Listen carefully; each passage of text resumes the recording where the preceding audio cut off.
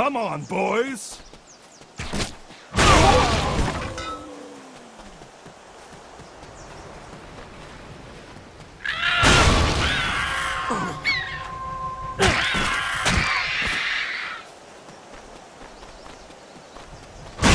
Got him!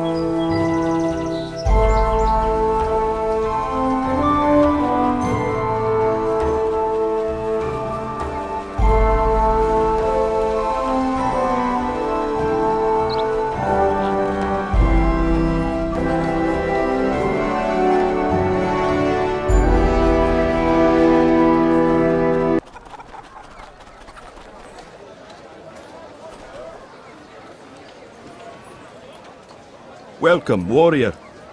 I am Borderix, High Chieftain of the Vindelici. I have heard stories like yours of strange attacks up in the north, but nothing definite enough to concern me.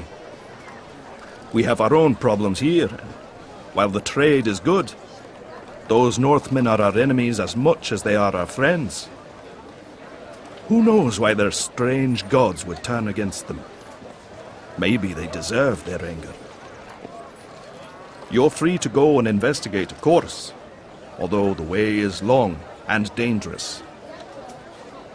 If you leave by the main gate, follow the road up the mountain in the east. Our sentry at the top can tell you the best way to Glauberg.